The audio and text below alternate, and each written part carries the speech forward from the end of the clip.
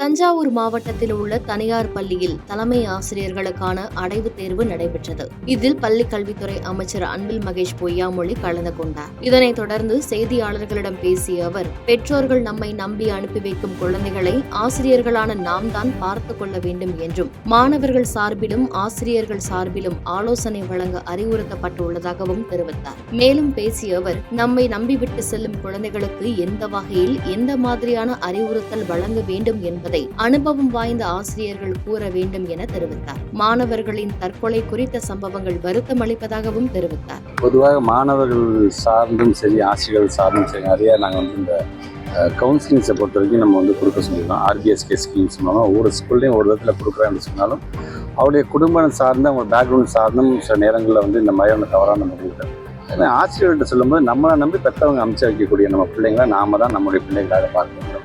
நம்முடைய கேம்பஸில் உள்ளே விட்டுட்டு போனாங்கன்னு நம்ம மீது இருக்கின்ற நம்பிக்கை ரொம்ப அந்த பிள்ளைகளுக்கு எந்த விதத்தில் நாம் அறிவுரை செய்ய வேண்டும் என்பதையெல்லாம் அனுபவம் வாய்ந்த ஆசிரியர்கள் அவர் செய்து கொண்டு தான் இருக்கின்றார்கள். இருந்தாலும் அங்கொன்றும் இங்கொன்றும் வரும்பொழுது அது ஒரு வருத்தத்தை ஏற்படுகிறது. ஸோ அந்த விதத்தில் மாணவ செல்வங்களுக்கு அந்த கவுன்சிலிங் முழுமையாக வழங்க. தூய்மை பணியாளர்களில் 107 பயனாளிகளுக்கு தமிழ்நாடு தூய்மை பணியாளர் நலவாரிய தலைவர் திப்பம்பட்டி ஆறுசாமி 5.70 லட்சம் ரூபாய் மதிப்பிலான நலத்திட்ட உதவிகளை வழங்கினார். கரூர் மாவட்ட ஆட்சியர் அலுவலக கூட்டரங்கில் மாவட்ட ஆட்சித்தலைவர் தங்கவேல் தலைமையில் தூய்மை பணியாளர்களுக்கு நலத்திட்ட உதவி வழங்கும் நிகழ்ச்சி நடைபெற்றது. இந்த நிகழ்ச்சியில் கலந்து கொண்ட தமிழ்நாடு தூய்மை பணியாளர் நலவாரிய தலைவர் திப்பம்பட்டி ஆறுசாமி 107 பயனாளிகளுக்கு 5.70 லட்சம் ரூபாய் மதிப்பிலான நலத்திட்ட உதவிகளை வழங்கி சிறப்பித்தார். இதனைத் தொடர்ந்து செய்தியாளர்களிடம் பேசிய அவர், கடந்த 10 ஆண்டுகளாக செயல்படாமல் இருந்த தூய்மை பணி நல வாரியத்திற்கு பதவியேற்ற 6 மாதங்களில் சுமார் 10 கோடி ரூபாயும், சென்னை மாநகராட்சி மூலம் ரூபாய் 5 கோடி ரூபாயும் வழங்கிய தமிழக அரசிற்கு நன்றி தெரிவித்தார்.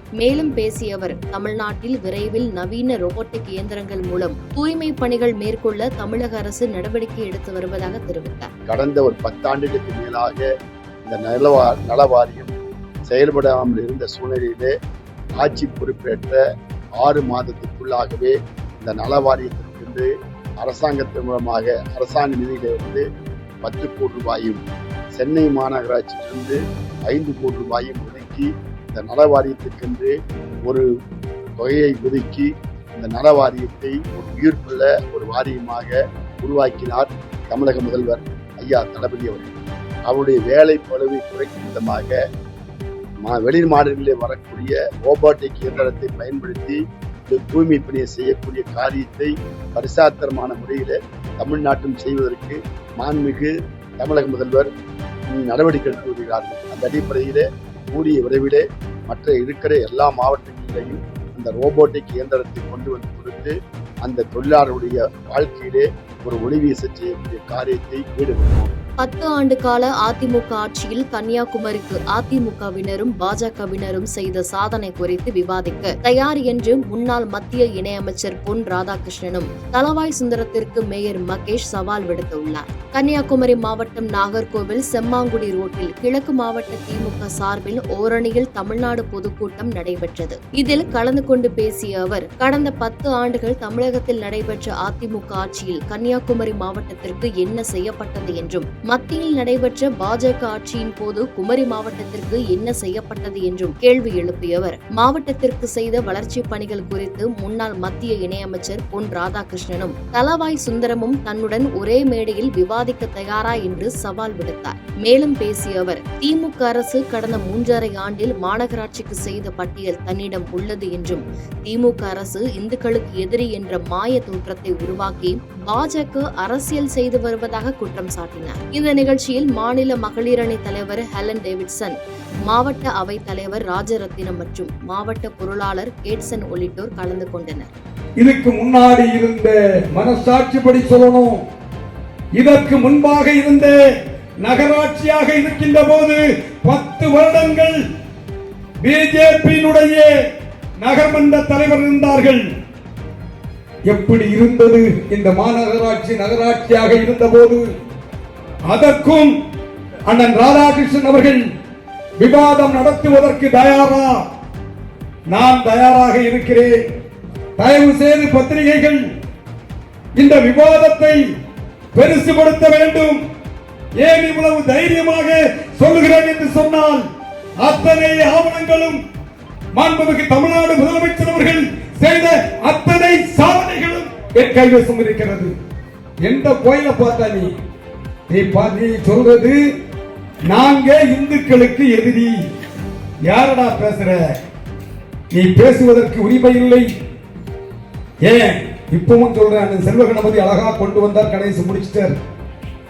மதத்தை மாண்புமிகு முதல்வர் அவர்கள் எதிர்க்கவில்லை. மதம் என்ற போர்வையில் ஜாதியை புகுத்து கோயிலுக்கு போகக்கூடாது சொன்னதை எதிர்த்துத்தான் வந்தது திராவிட முன்னேற்ற கழகம், திராவிட கழகம். யோசித்து பாருங்க. யங்ஸ்டர்ஸ் நிறைய இருக்கிறீங்க, ஏன் இந்த கட்சியில சேரணும்? ஓரணியில் தமிழ்நாடு ஏன் உறுப்பினை சேர்க்க வேண்டும்? சொல். என் அப்பன் வேஷ்டி உடுக்க முடியவில்லை, வேஷ்டியை உடுக்க வைத்தது, வேஷ்டி அணிய வைத்தது திராவிட முன்னேற்ற கழகம் என்று சொல். இனி வரும் 20 ஆண்டு கால ஆட்சியில் திமுகவை அசைக்க முடியாது என திருவாரூரில் நடைபெற்ற ஓரணியில் தமிழ்நாடு பொதுக்கூட்டத்தில் முன்னாள் துணைவேந்தர் சபாபதி மோகன் தெரிவித்துள்ளார். திருவாரூர் கீழவீதி பகுதியில் திராவிட முன்னேற்ற கழகம் சார்பில் ஓரணியில் தமிழ்நாடு பொதுக்கூட்டம் நடைபெற்றது. மேலும் திருவாரூர் சட்டமன்ற உறுப்பினர் பூண்டி கலைவாணன் தலைமையில் நடைபெற்ற இந்த நிகழ்ச்சியில் முன்னாள் துணைவேந்தரும் திமுக கொள்கை பரப்பு செயலாளருமான சபாபதி மோகன் கலந்து கொண்டு சிறப்புரையாற்றினார். அப்போது பேசிய அவர், இன்னும் 20 ஆண்டு கால தமிழக ஆட்சியில் திமுகவை எவராலும் அசைத்து பார்க்க முடியாது என்றும் 2026ஆம் ஆண்டு நடைபெறும் தேர்தலில் வெற்றி பெற்று திமுக 7வது முறையாக ஆட்சி அமைக்கும் என்றும் தெரிவித்தார். இந்த நிகழ்ச்சியில் மாவட்டம், ஒன்றியம் மற்றும் நகர கிளைக்கழக சார்பு அணி நிர்வாகிகள் என ஏராளமானோர் கலந்து கொண்டனர்.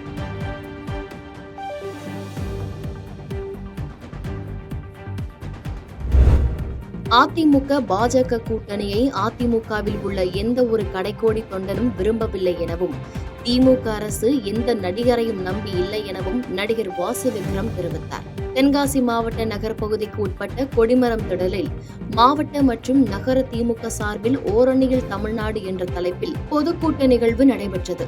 இந்த நிகழ்ச்சியில் திமுக நட்சத்திர பேச்சாளர் MR ராதாவின் பேரனும் நடிகருமான வாசு விக்ரம் கலந்து கொண்டு சிறப்புரையாற்றினார். அப்போது பேசிய அவர், அதிமுக பாரதிய ஜனதா கட்சியுடன் கூட்டணி சேர்ந்தது தற்கொலைக்கு சமம் எனவும், அந்த வகையில் பாரதிய ஜனதாவின் கூட்டணியை அதிமுகவின் கடைக்கோடி தொண்டன் யாரும் விரும்பவில்லை எனவும் கூறினார்.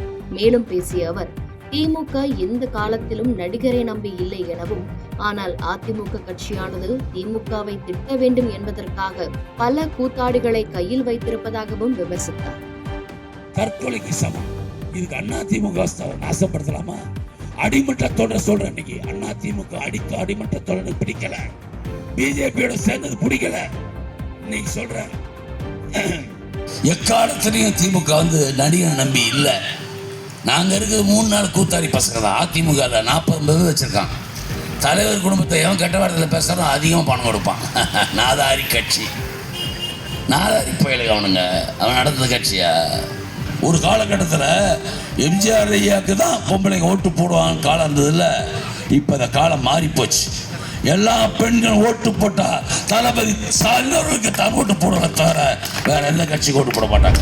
கரூரில் தமிழ்நாட்டின் மண், மொழி, மானம் காக்க ஓரணியில் தமிழ்நாடு என்னும் திமுக உறுப்பினர் சேர்க்கும் முன்னெடுப்பு பிரச்சார பொதுக்கூட்டம் நடைபெற்றது.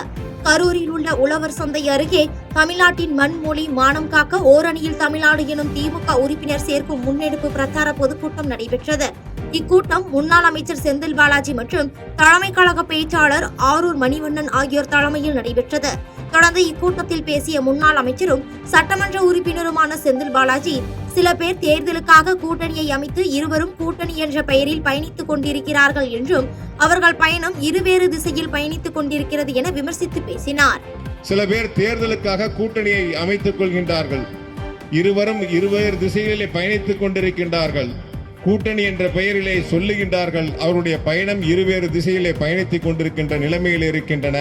ஆனால் ஒரு கூட்டணியை வடிவமைத்து அதை செயல் வடிவம் கொடுத்து பல ஆண்டுகளாக தொடர்ந்து இயக்கி வழிநடத்தி ஒரு சேர அழைத்து கொண்டு அவர்களுக்கான உரிமைகளை முக்கியத்துவத்தையும் கொடுத்து தொடர்ந்து வழிநடத்துகின்ற முதலமைச்சராக நம்முடைய முதலமைச்சர் அனைவரையும் அரவணைத்து செல்லுகின்ற முதலமைச்சராக கழகத்தினுடைய தலைவராக நம்முடைய முதலமைச்சர் அவர்கள் வழிநடத்தி கொண்டிருக்கின்றார்கள். மும்மொழி கொள்கை என்ற பெயரில் இந்தி திணிப்பு நடவடிக்கையை ஒன்றிய அரசு மேற்கொண்டு வருகிறது என மயிலாடுதுறையில் நடைபெற்ற பொதுக்கூட்டத்தில் அமைச்சர் மெய்யநாதன் குற்றம் சாட்டியுள்ளார். மயிலாடுதுறை சின்னக்கடை வீதியில் ஓரணியில் தமிழ்நாடு என்ற பிரச்சார பொதுக்கூட்டம் திமுக சார்பில் நடைபெற்றது. திமுக மாவட்ட செயலாளர் நிவேதா முருகன் தலைமையில் நடைபெற்ற இக்கூட்டத்தில் தமிழக பிற்படுத்தப்பட்டோர் நலத்துறை அமைச்சர் மெய்யநாதன் சிறப்பு அழைப்பாளராக பங்கேற்று பேசினார்.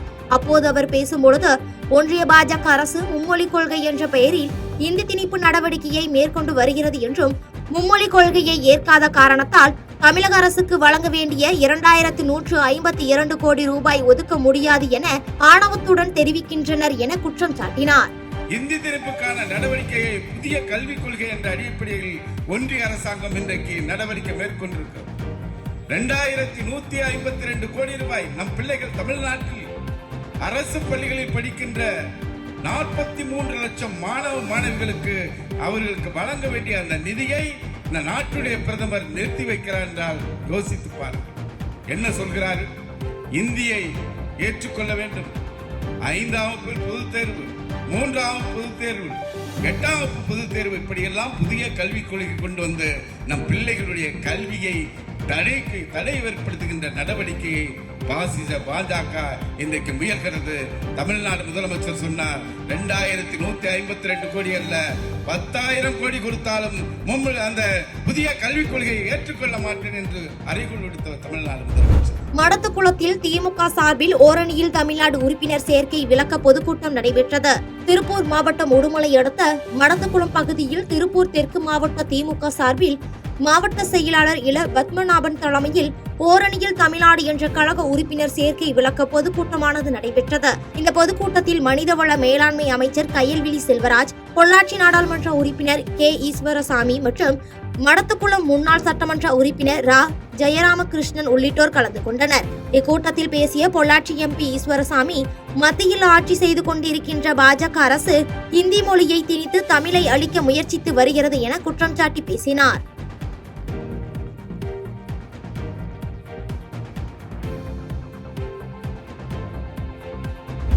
மூன்றாவது முறையாக பிரதமராக மோடி வந்தும் அவர் கொடுத்த தேர்தல் வாக்குறுதி இன்று வரை நிறைவேற்றப்படவில்லை என அமைச்சர் KR பெரியகருப்பன் குற்றம் சாட்டியுள்ளார். சிவகங்கை மாவட்டம் திருப்பத்தூரில் ஓரணியில் தமிழ்நாடு என்பது குறித்து கூட்டுறவுத்துறை அமைச்சர் KR பெரியகருப்பன் செய்தியாளர்களை சந்தித்து பேட்டியளித்தார்.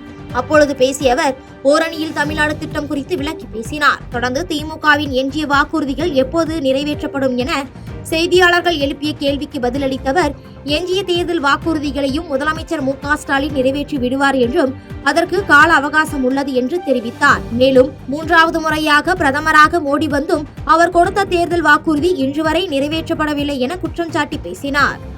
பாரதிய ஜனதா கட்சி தமிழ்நாட்டில் 3வது முறையா இந்தியாவோட ஆட்சிக்கு வந்தது.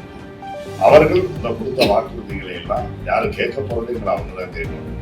அவர்கள் நிறைவேற்றி இருக்கிறார்களா என்பதையும் நீங்க உணர்ந்து பார்க்க வேண்டும். சொன்னாரே மோடி, அஞ்சாமல் சொன்னார், நான் இந்த நாட்டில் பிரதமராக வந்தால் இந்தியாவிலும் வெளிநாட்டிலும் குத்தி வைக்கப்பட்டிருக்கின்ற கருப்பு பணத்தை எல்லாம் வேட்டையாடி இந்தியாவில் இருக்கக்கூடிய ஒவ்வொரு குடிமகனுடைய வங்கி கணக்கில் 15 லட்சம் ரூபாய் வரவேற்பு சொல்லி மோடி இன்றைக்கு 3வது முறை இந்த நாட்டில் பாரதிய ஜனதா கட்சி ஆட்சிக்கு வருது. அவ்வளவு பெரிய இதெல்லாம் சொல்லல, இதெல்லாம் தீர்க்க வேண்டியதுதான் ஏழை எளியவர்கள் நடுத்தர மக்களுக்கெல்லாம் போய் சேர வேண்டியது திட்டங்கள். ஆகவே இதையும் செய்வதற்கு முதலமைச்சர் அவர்கள் முன்னெடுப்புகளை செய்து கொண்டிருக்கிறார். நம்பிக்கையோட இருக்கு. உழவு செஞ்சவரை அதை செய்யாம விட மாட்டார். தமிழகம் தேசிய கல்விக் கொள்கையை ஏற்காததால் பணத்தை தர முடியாது என ஒன்றிய அமைச்சர் கூறுகிறார் என அமைச்சர் SS சிவசங்கர் தெரிவித்துள்ளார். அரியலூரில் மாவட்ட திமுக சார்பில் ஓரணியில் தமிழ்நாடு எனும் பொதுக்கூட்டம் நடைபெற்றது. இதில் கலந்து கொண்டு பேசிய போக்குவரத்து துறை அமைச்சரும் திமுக மாவட்ட செயலாளருமான SS சிவசங்கர், தமிழ்நாட்டை 3 யூனியன் பிரதேசங்களாக பிரிக்கும் படுபாதக செயலுக்கு அஞ்சாத கூட்டமாக பாஜக மற்றும் RSS உள்ளது என்று காட்டம் தெரிவித்தார். தொடர்ந்து பேசிய அவர், புதிய கல்விக் கொள்கை நம் மீது திணிக்கப்படுகிறது என்றும் தமிழகம் தேசிய கல்விக் கொள்கையை ஏற்காததால் பணத்தை தர முடியாது என ஒன்றிய அமைச்சர் சொல்கிறார் என்று குற்றம் சாட்டி பேசினார்.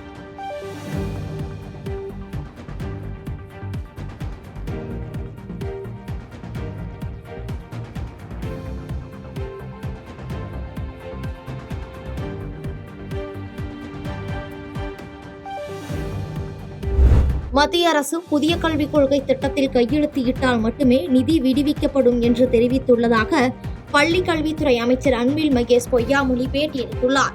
புதுக்கோட்டையில் பள்ளி தலைமை ஆசிரியர்களுக்கான மாநில அளவிலான அடைவுத் தேர்வு ஆய்வுக் கூட்டம் பள்ளி கல்வித்துறை அமைச்சர் அன்பில் மகேஷ் பொய்யாமொழி தலைமையில் நடைபெற்றது. இதில் மாவட்ட ஆட்சியர் அருணா, பள்ளி கல்வித்துறை இயக்குநர் நரேஷ் உள்ளிட்ட பலர் கலந்து கொண்டனர். அதன் பின்னர் செய்தியாளர்களிடம் பேசிய அன்பில் மகேஷ் பொய்யாமொழி, மத்திய அரசு இந்த ஆண்டும் தமிழக பள்ளி கல்வித்துறைக்கு 18,000 கோடி ரூபாய் நிதி ஒதுக்கீடு செய்துள்ளதாக கடிதம் அனுப்பியுள்ளது என்றும், ஆனால் புதிய கல்விக் கொள்கை திட்டத்தில் கையெழுத்திட்டால் மட்டுமே நிதி விடுவிக்கப்படும் என்று கூறிவிட்டது என்றும், இது தொடர்பாக வரும் 7ஆம் தேதி தமிழக முதலமைச்சர் மு.க. ஸ்டாலின் தலைமையில் கல்வித்துறை ஆய்வுக் கூட்டம் நடைபெற உள்ளது என்று தெரிவித்தார். இந்த ஆண்டும் பார்த்தீங்கன்னா 1800 கோடி ரூபாய் நமக்கு சாங்ஷன் மட்டும் பண்ணிட்டு திருப்பி நீங்கள் கையெழுத்து போட்டால் தான் அந்த பணத்தையும் தருவேன் என்கிற அளவுக்கு தான் இருந்து கொண்டிருக்கிறார்கள். 7ஆம் தேதி அன்று எங்களுடைய மாநில தமிழ்நாட்டு முதலமைச்சர் பள்ளி கல்வித்துறை சார்ந்த இந்த ரிவ்யூ மீட்டிங் நடக்கிறது. அது சார்ந்த ஒரு நல்ல முடிவு அன்றைக்கு. செய்திகளை உடனுக்குடன் தெரிந்து கொள்ள கீழ்கண்ட கேபிள் மற்றும் டிடிஎச் நெட்வொர்க்குகளில் எம்நாடு செய்தி தொலைக்காட்சியை காணுங்கள். பாதகம் செய்பவரை கண்டால் நாம் பயம் கொள்ளலாகாது பாப்பா. மோதி மிதித்து விடு பாப்பா, அவர் முகத்தில் உமிழ்ந்து விடு பாப்பா. அண்மை செய்திகளை உடனுக்குடன் தெரிந்து கொள்ள இணைந்திருங்கள் எம்நாடு தொலைக்காட்சியுடன்.